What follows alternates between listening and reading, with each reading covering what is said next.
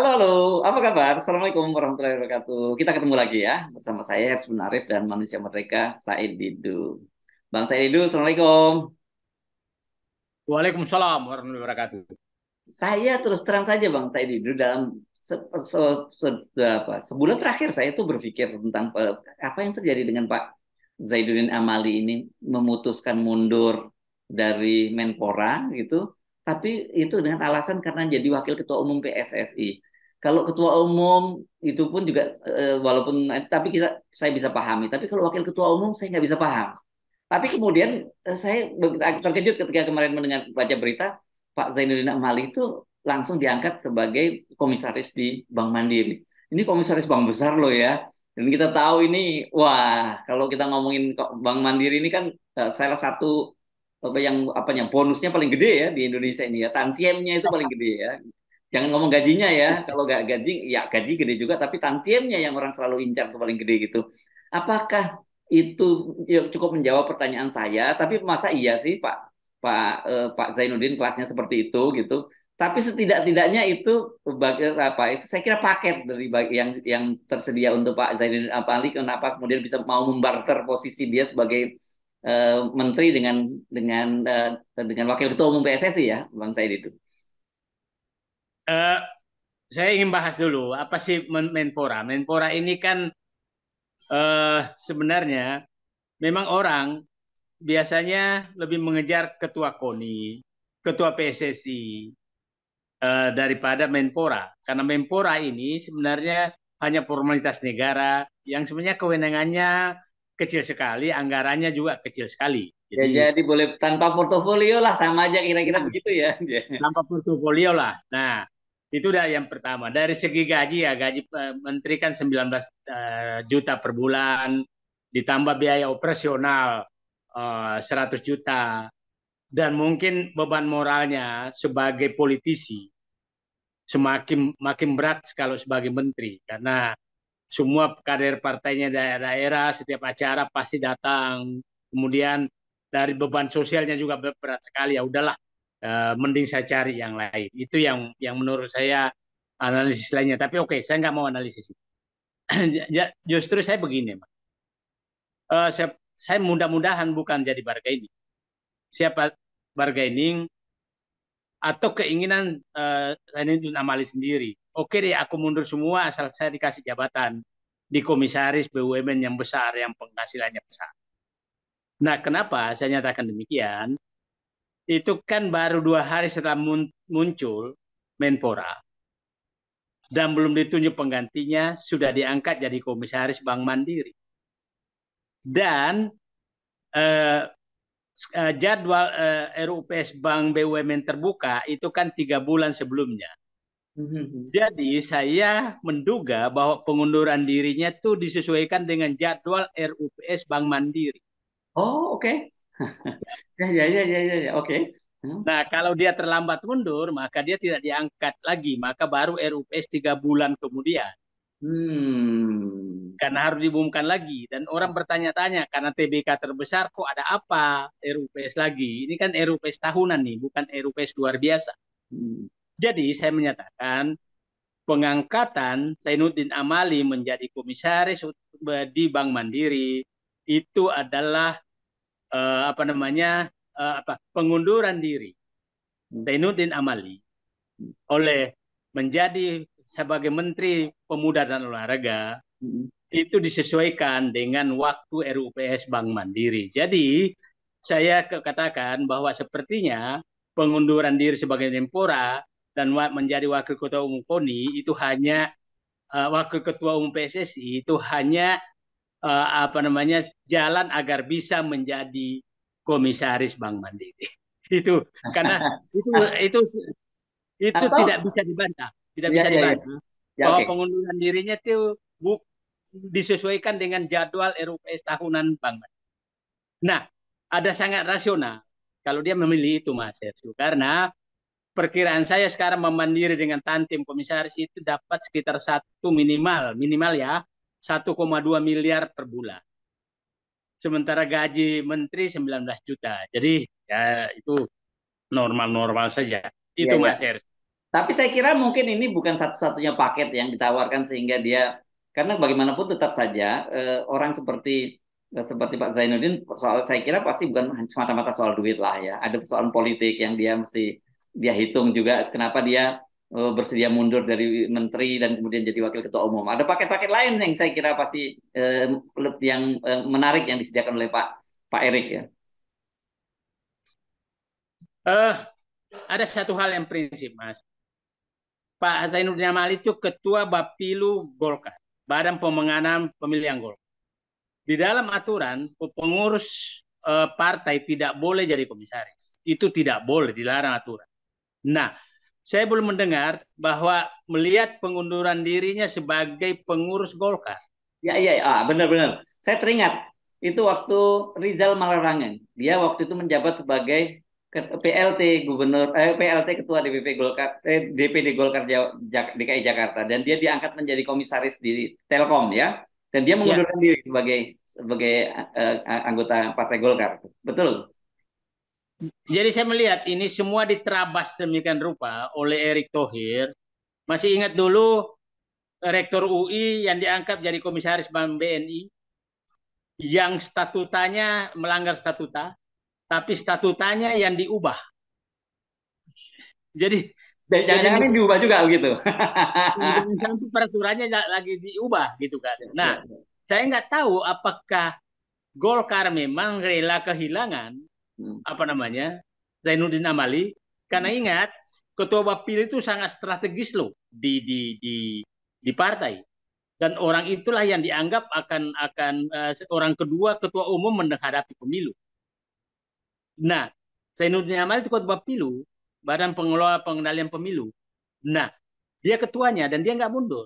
Nah, jadi saya melihat begini, Pak Erick Thohir ini, saya hanya menyatakan, ada istilah beliau kan menyatakan dulu awal-awal BUMN itu bukan singkatan dari badan usaha milik nenek moyang lu. Itu kan istilah beliau. Saya ingin mengembalikan kata-kata ini, mungkin agak kasar. Badan usaha milik negara, saya mengharapkan Pak Erick Thohir menghilangkan di kepalanya bahwa singkatannya adalah badan milik usaha nenek gua. Itu karena apa yang dilakukan itu seakan-akan bertindaknya seperti itu. Kenapa saya katakan di sini Mas Hersu? Beliau sangat tidak malu-malu dan sangat sangat vulgar memanfaatkan BUMN untuk kepentingan promosi dirinya. Banyak sekali contoh yang kita lakukan, yang kita tunjukkan, memasang foto dia di ATM, bicara di ATM, kemudian memasang iklan di mana-mana foto dia di BUMN, itu hampir semua bandara tuh foto dia, kadang-kadang Pak Jokowi sebagai pembenar, makanya dimasukkan juga foto Pak Jokowi kadang-kadang. Terakhir bikin olahraga seluruh Indonesia pakai dana BUMN. Jadi nah itu yang pertama. Yang kedua, sebagai ketua tim sukses, itu memasukkan banyak sekali relawan. Tim sukses Jokowi, Ma'ruf Amin, masuk. Nah, itu masukkan relawan banyak sekali di komisaris BUMN dan mungkin juga tempat lain di BUMN. Dan saya masih ingat pada saat ada dialog di Mata Najwa, saya menyatakan, Pak Erick Thohir, baru saya tahu integritas Bapak apabila Bapak bisa menolak konflik kepentingan apabila Anda mengangkat komisaris dan direksi BUMN. Dan saya ingatkan saat itu bahwa Bapak pasti berat sekali karena Bapak adalah ketua tim sukses relawan Jokowi Ma'ruf Amin. Yes, Dan oke. sekarang terbukti beliau tidak kuat di situ. Nah, yang Iya, iya. terakhir ini adalah mengangkat wakil ketua umum PSSI, Zainuddin Amali, menjadi komisaris BUMN. Jangan sampai nanti pengurus-pengurus PSSI juga Ah, akan dijadikan komisaris BUMN. nah itu dia. Bahkan tim sukses Yes. di PSSI jangan juga dimasukkan sebagai komisaris BUMN. Saya berharap teman saudara-saudara yang satu warga dengan Erick Thohir janganlah dijadikan ketua RT karena saya takutnya pengurus RT pun dijadikan jadi komisaris BUMN.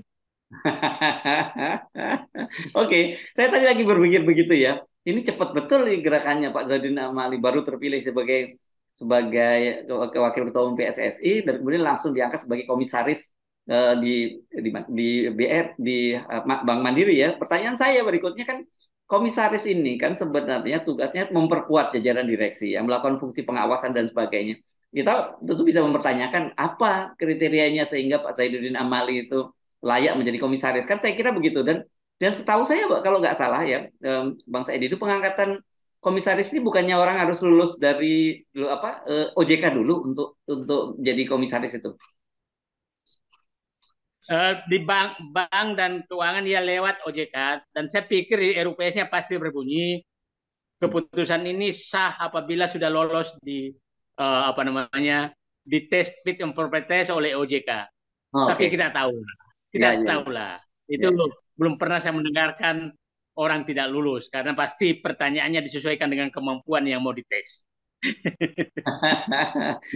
Tapi ini serem banget ya kalau udah seperti ini ya. Jadi kemarin Pak Erick Thohir mengakomodir semua tim suksesnya Pak Jokowi. Sekarang Anda menduga bahwa akan ada tim suksesnya Pak Erick Thohir sebagai ketua PSSI yang juga dimasukkan di BUMN dan ini nggak berlebihan karena ternyata Pak Zainuddin Amali udah langsung masuk di situ ya.